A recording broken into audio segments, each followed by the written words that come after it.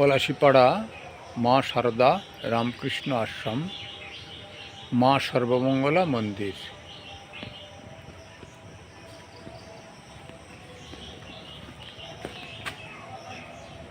কেদারেশ্বর মহাদেব।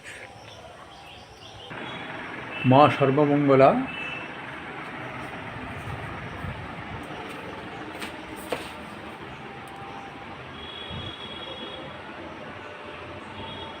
মা সর্বমঙ্গলা শ্রীরামকৃষ্ণ পরমহংসদেব এবং মা শারদা দেবী।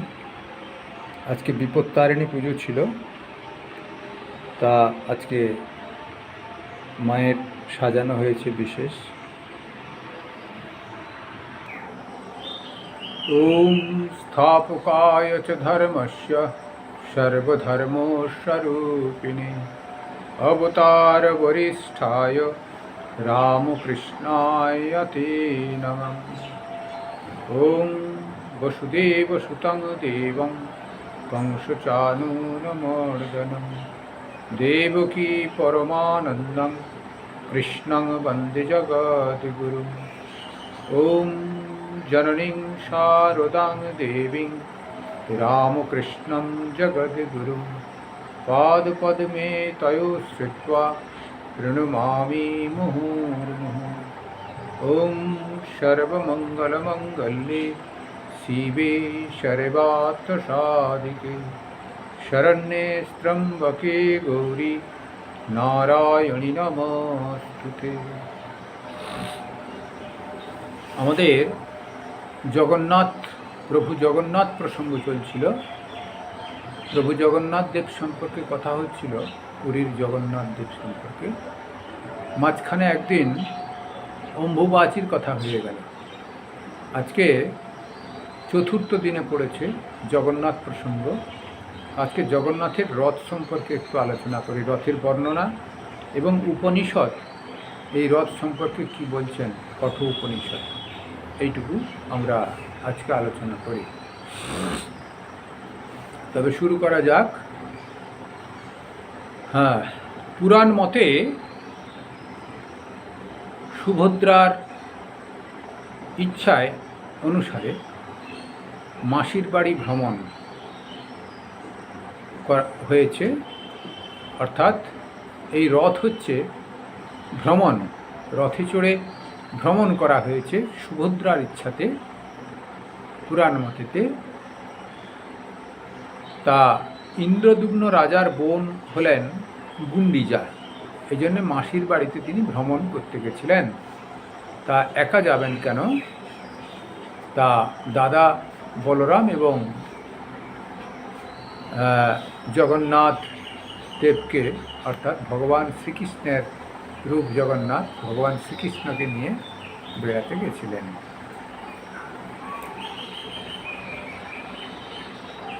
এই দেহ রথের রথী স্বয়ং ঈশ্বর। মানুষের ইচ্ছায় কিছু হয় না, যা কিছু হয় সব ঈশ্বরের ইচ্ছায় হয়।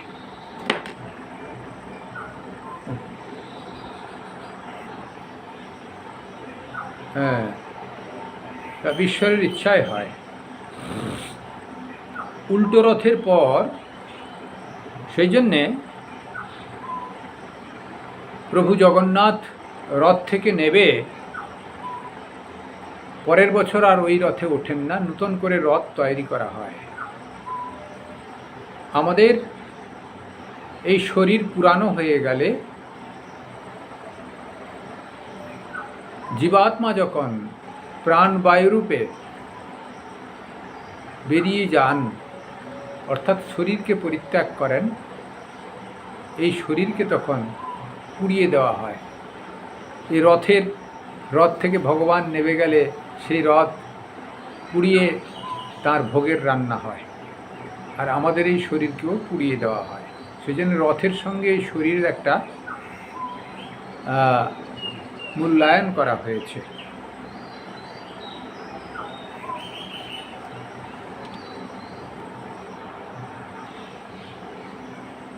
জগন্নাথ প্রতি বছর নূতন রথে ওঠেন।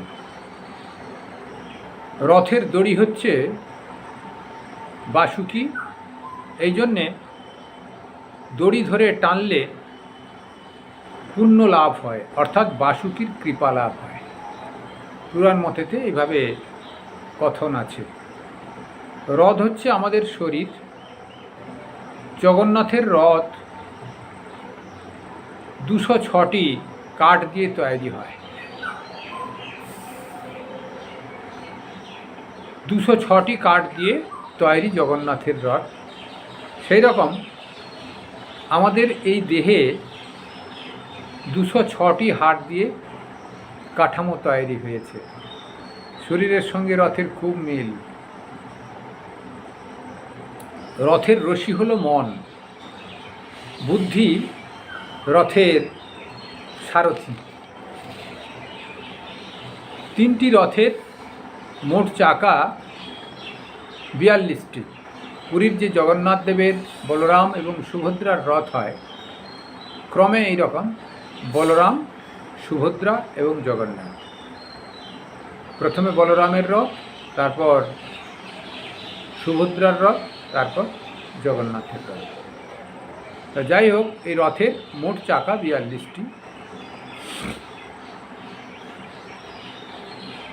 তা বলদেবের 14টি চাকা, সুভদ্রার 12টি এবং জগন্নাথের 16টি।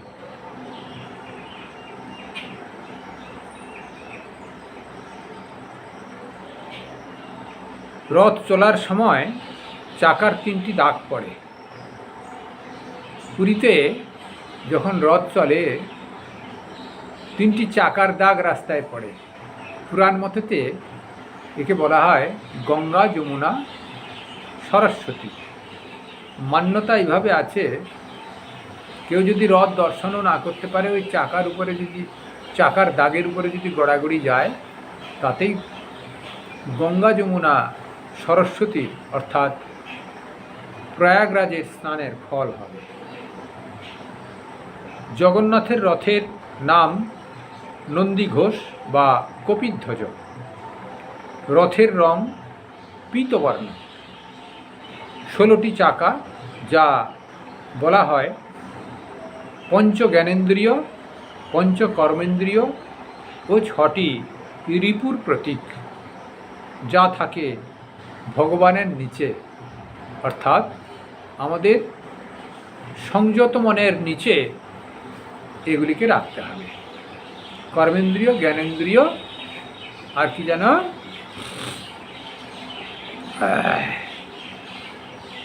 ষড়রিপু। আচ্ছা,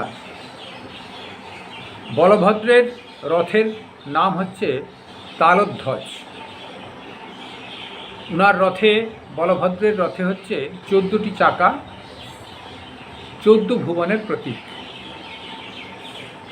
সুভদ্রার রথের নাম দর্পদলন বা পদ্মধ্বজ। 12টি চাকা, এটি 12টি মাসের প্রতীক। রথ যখন চলে, প্রথমে বলদেবের রথ চলে, তাকে বলা হয় গুরুতত্ত্ব। তারপর সুভদ্রার রথ চলে, তাকে বলা হয় ভক্তিতত্ত্ব। শেষে বা তৃতীয়তে ভগবান জগন্নাথের রথ চলে, ইষ্টতত্ত্ব, অর্থাৎ গুরুর মাধ্যম দিয়ে ভক্তি রশির দৌড় বেয়ে, অর্থাৎ মহামায়ার বন্ধন ছেদন করে ইষ্টকে লাভ করতে হয়। এটি পুরাণ মতেতে ভাবনা দেওয়া আছে।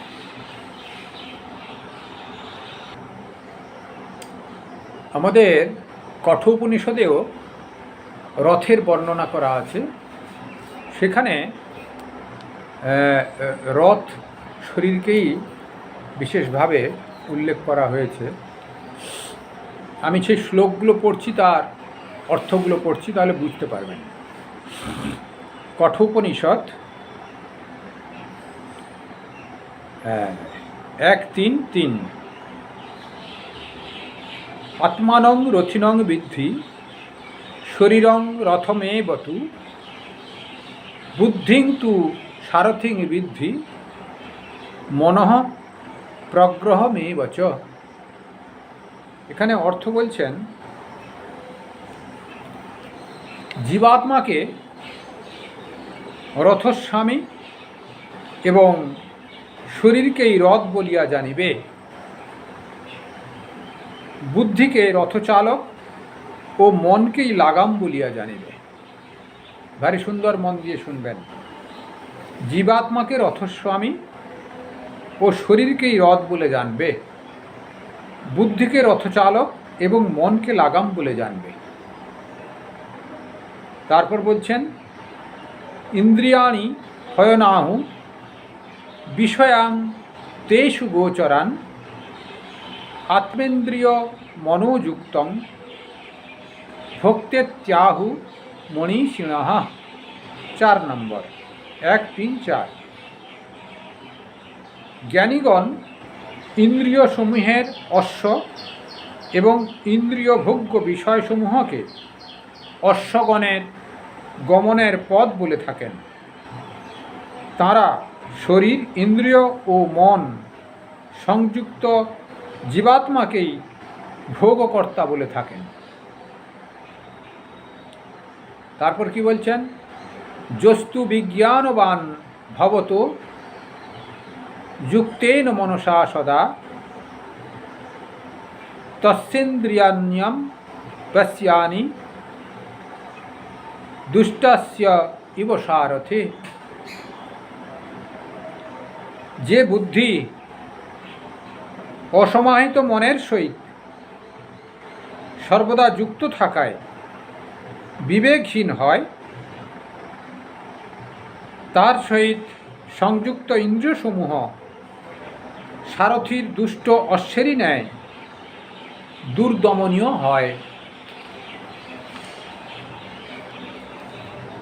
6 কি বলছে? যস্তু বিজ্ঞানবান ভবতি যুক্তেন মনসা সদা তস্যে ইন্দ্রিয়াণি বাস্যানি সদস্যা ইব সারথে। পরন্তু যে বুদ্ধি সর্বদা সমাহিত মনের সহিত সংযুক্ত থাকায় বিবেকবান হয়, তার সহিত সংযুক্ত ইন্দ্রিয়সমূহ সারথীর সুসংযত অশ্বসমূহের ন্যায় আজ্ঞাধীন হয়ে থাকে। তারপর কি বলছেন? যস্তু বিজ্ঞানবান ভবত্ব মনস্ক সদা শুচিঃ নশ তৎপরমাপ্নোতি সংসারং চাধিগচ্ছতি।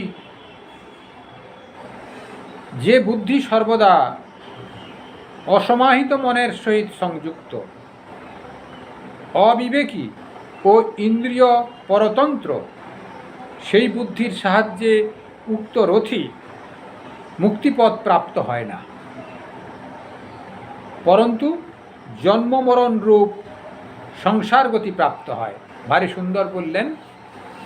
ইন্দ্রিয়ের সঙ্গে সংযুক্ত যে রথী থাকে তার এই সংসারই তার সারবস্তু হয়, তিনি মুক্তিপদ প্রাপ্ত হন না, এই কথা বলছেন।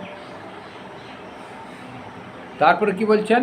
যস্তু বিজ্ঞানবান ভবতি সমনস্ক সদা শুচিঃ সতু তৎ পরমাপ্নোতি যস্মাৎ ভূয়ো ন জায়তে।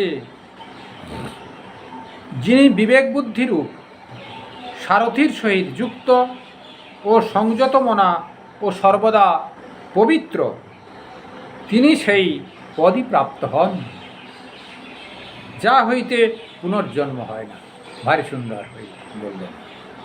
যিনি বিবেক বুদ্ধিরূপ সারথীর সহিত যুক্ত হন, অর্থাৎ যিনি সারথীর সঙ্গে যুক্ত হন, তিনি সংযত মনা ও পবিত্র, তিনি সেই চরম পদ প্রাপ্ত হন, তাঁর আর পুনর্জন্ম হয় না। তারপর কি বললেন? বিজ্ঞান সারথী ইয়স্তু মনোপ্রগ্রহবান নরঃ সো ধনঃ পরমাপ্নोति তদ বিষ্ণু পরমং পদম।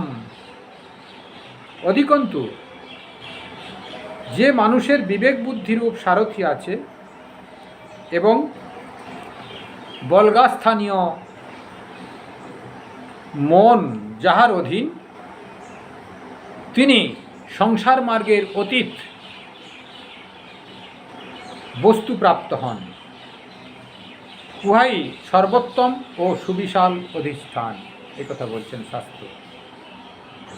তারপর কি বলছেন? ইন্দ্রিয়ভ্য পরা ইয়ার্থ অর্থেভ্যশ্চ পরং মনঃ মনঃস্তু পরা বুদ্ধি বুদ্ধের আত্মা মহান পরঃ। ইন্দ্রিয় হইতে বিষয়সমূহ অবশ্যই শ্রেষ্ঠ এবং অর্থসমূহ হইতে মন শ্রেষ্ঠ, মন হইতে বুদ্ধি শ্রেষ্ঠ, বুদ্ধি হইতে হিরণ্য গর্ভ শ্রেষ্ঠ। তারপর কি বলছেন? 11 নম্বর শ্লোক, মহত পরমব্যক্তম অব্যক্তাৎ পুরুষো পরঃ পুরুষান্য পরং কিঞ্চিত সা কাষ্টা সা পরাগতি। এটি আমাদের লাস্ট শ্লোক। হিরণ্যগর্ভ হতে অব্যক্ত শ্রেষ্ঠ, অব্যক্ত হতে পুরুষ শ্রেষ্ঠ, পুরুষ হতে শ্রেষ্ঠ আর কিছুই নাই। পুরুষই সকলের পরাকাষ্ঠা, তিনি পরম গতি। রথের ভারী সুন্দর বর্ণনা করলেন আমাদের এই উপনিষদে, কঠোপনিষদে। সেই জন্য বেদ হচ্ছে আমাদের শ্রেষ্ঠ ধর্মগ্রন্থ, আমাদের মূল ধর্মগ্রন্থ হিন্দুদের। বেদের ভিতরে সব কিছু পাওয়া যায়। এই বেদেতে কঠোপনিষদে রথের বর্ণনা করলেন, কিভাবে ইষ্টকে পাওয়া যায় তারও বর্ণনা করলেন। 11 নম্বর শ্লোক পর্যন্ত লাস্ট। তা 3 নম্বর থেকে 11 নম্বর শ্লোক কঠোপনিষদের 1.3 থেকে 1.11.3 পর্যন্ত এই কয়েকটি শ্লোক রথের ভারী সুন্দর বর্ণনা আছে। আপনাদের কাছে আমি পাঠ করে এইটা শোনালুম। প্রথমে একটু বললুম, তারপরে এই কঠোপনিষদের মূল কথাটা আপনাদের একটু জানালাম। তা আপনারা এটি অনুধাবন করবেন, একটু সাবস্ক্রাইব যারা করেননি, ভালো লাগলে সাবস্ক্রাইব করবেন, একটু শেয়ার করবেন, তাহলে চ্যানেলটি আমাদের চালানো যাবে। আমি 2 দিন কি 3 দিন অন্তর একটি করে ছাড়ি, অন্তত সপ্তাহে 2টি করে তো ছাড়া হয়ই। তা সময় সুযোগ করে আপনারা দেখবেন, অনেক ছাড়া আছে। পুণ্যবাণী চ্যানেল, পুণ্যবাণী, স্বামী পূর্ণলোকানন্দ পুরী। ফোন নম্বর হচ্ছে 9679717842। আপনারা ফোনেও যোগাযোগ করতে পারেন, প্রশ্ন উত্তর কখনো কখনো হয়। তা আপনারা ভালো থাকুন। সর্বে ভবন্তু সুখিনঃ, সর্বে সন্তু নিরাময়া, সর্বে ভদ্রাণি পশ্যন্তু, মা কশ্চিৎ দুঃখমাং ভবেৎ।